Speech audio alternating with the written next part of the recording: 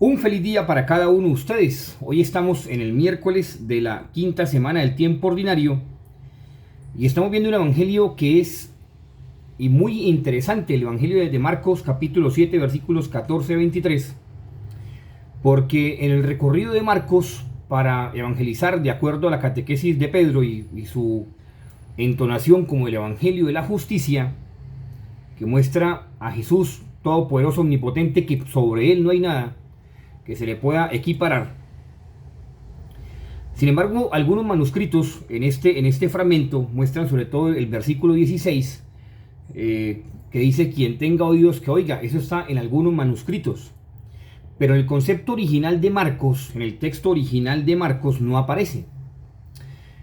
Tal vez en algunas comunidades romanas, algunos copiadores de los textos, de esos que copiaban manuscritos, agregaron el versículo 16, porque dentro de los doctores en Marcos, el profesor Bart y de otros profesores que son doctores en Marcos, agregan claramente que el versículo 16 no aparece dentro de la estructura aquí, como en el texto original no aparece ese versículo. Y lo interesante de esto, al mismo tiempo de cómo lo escribe Marcos en su grafía, sobre todo también se diferencia los grafos, la forma pedagógica de escribir, sobre todo el versículo 16, hace una consonante bastante acentuada sobre el verbo de ver, cosa que Marcos en algunos textos no profesa, sino más bien da la autoridad a Cristo Jesús, no al ser humano. Es decir, Cristo como hombre, pero que está por encima del ser humano. Bueno, me quedo con el versículo 19 a la luz de Marcos, de este texto original, porque mire como dice el versículo 19. Obviamente pues estaba hablando de las acciones, de lo que entra el hombre, lo que sale el hombre, de lo que perjudica al hombre, de lo que no perjudica al hombre. Bueno, mire como dice: pues que no entra en su corazón, sino en su vientre, y de allí va a la letrina. Ahí me quedo, palabra del Señor. Gloria a ti, Señor Jesús.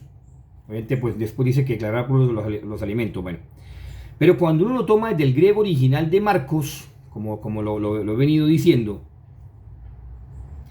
Osidos, es por ese autos, esisos, carcios, aliesos, colies, eikasis, esos, afeduras, et poreusei. Palabra del Señor, gloria a ti, Señor Jesús. Sobre todo, esta parte, afedrunas, et poreusei. Interesantísimo. Voy a tratar de ser lo más útil posible, porque este mensaje es sobre todo esa fracción de Marcos, afedrusas, ekporesei, esa fracción de Marcos.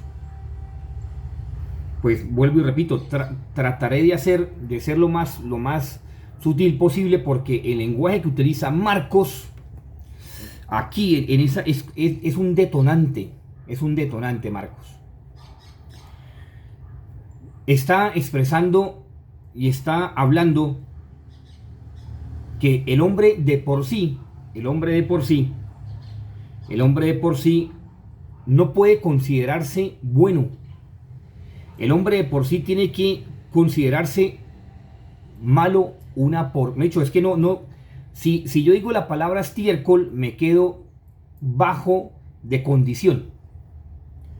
Si digo la palabra estiércol o popó o basura, me quedo bajo de condición con lo que está utilizando Marcos, porque Marcos baja todavía más la categorización del fragmento y los pone como mejor dicho, el hombre de por sí es una porquería, por decirlo, porque no encuentro la palabra más baja, más denigrante que está hablando Marcos. ¿Y por qué lo habla Marcos? Porque primero lo escuchó de Pedro, y Pedro al mismo tiempo de nuestro Señor Jesucristo, de sus enseñanzas, sobre todo para clarificar que lo que hay en el corazón, el hombre en sí mismo, en su interior, en su corazón, tiene una categorización baja, perversa, vana. Y si no está con Cristo, pues esto es mucho más bajo, porque no puede aspirar a lo trascendente, se queda simplemente en lo humano, en lo mundano. Y entonces busca satisfacer su sed de eternidad en cosas mundanas y humanas. Y eso a nivel dogmático, ahí sí pues obviamente se entrelaza la dogmática con la moral, con respecto a los pecados que habla Jesús ahí. Y está hablando de la cuestión que se llama perfectamente ratio voluntaris, o ratio voluntari, como se quiera decirlo. Eso lo habla la dogmática en cuanto a qué. En cuanto a que para que usted cometa pecado, esa ratio voluntaris tiene que usted saber que está usted violentando un mandato divino. Y algunos dicen hoy en día, no, pero ¿cuál mandato divino? Que robar, que eso no es mandato divino, que, me lo he dicho, o sea, aquellos que se creen muy vivos, muy listos, muy sagaces, pobres, porque eso es lo que Dios no le manda. Dios le manda a ser correcto, coherente con lo que dice, porque la ratio, como dice el dogma de fe, la ratio voluntaria, como se quiera decirlo, es que usted tenga conciencia de lo que usted está violentando un mandato divino, lo está violentando.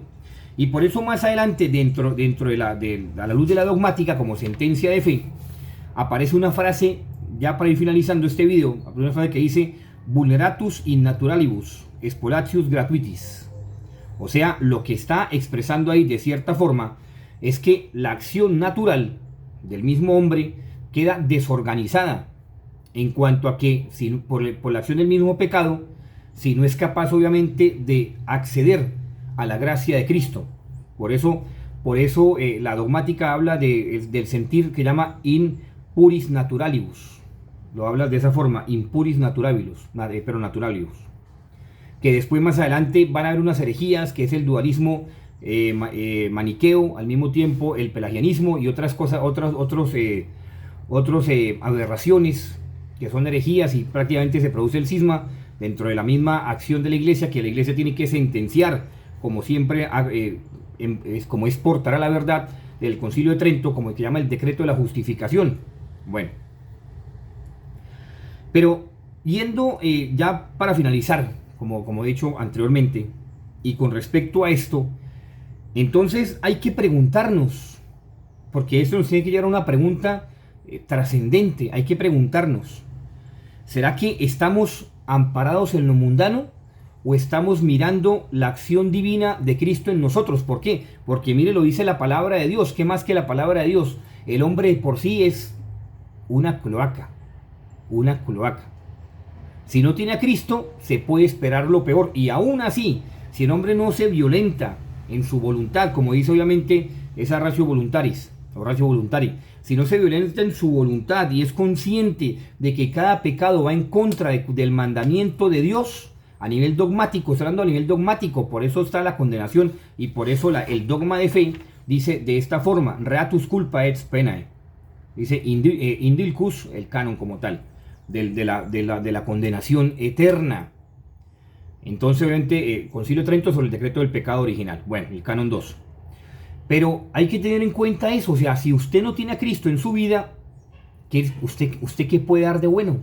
Y al mismo tiempo, hay tanta maldad en el hombre que esa maldad quiere ser propagada para que otra persona le haga mal. Y entonces aparecen los pecados como dice Cristo en su Evangelio. Mire, obviamente, como dice en el texto del Evangelio, dice, obviamente, pues empieza a hablar de una forma bastante fuerte, que dice fornicaciones, malos pensamientos, hurtos, homicidios, adulterios, en fin, un cúmulo de pecados que es obra que el hombre no pone su racionamiento en su voluntad, y entonces no cree que esté violentando un mandato divino. Entonces la pregunta que tenemos que hacer, una pregunta trascendente: ¿estoy siendo tocado por Cristo? ¿Estoy siendo transformado por Cristo? Y entonces, a pesar de mi maldad, de mi miseria, la porquería que soy, ¿deseo lo mejor y espero lo mejor para los demás? ¿O por el contrario, quiero verlos a todos hundidos? O sea, hundidos, y que al mismo tiempo disfruten de un pecado que sé que los va a condenar. Sé que los va a condenar. Dios los bendiga. Indispensable, Santo Eucaristía, Santo Rosario, Visita al Santísimo, horas de caridad y confesión. Por eso seguir a Cristo es radical, y por eso Cristo dice, ¿cómo yo voy a querer el mal para una persona sabiendo que si violenta un precepto divino se puede ir para el infierno, un pecado mortal? ¿Cómo yo voy a querer ese mal para la persona? No, eso es desearle lo peor, y Cristo no quiere lo peor. Por eso que el hombre que se deja transformar por Cristo, Su misma vida es un ejemplo para que la otra persona siga ese camino, para que lo conduzca a la vida eterna. La Virgencita María nos cura con su manto maternal de amor, nos lleva dentro de su inmaculado corazón y nos permita, a través de la gracia que ha recibido Dios, para que nos la comunique a nosotros, que nosotros alcancemos la vida eterna. Feliz día para cada uno de ustedes. María Reina de la Paz ruega por nosotros. San José, terror de los demonios, ruega por nosotros. Feliz día, que esté muy bien.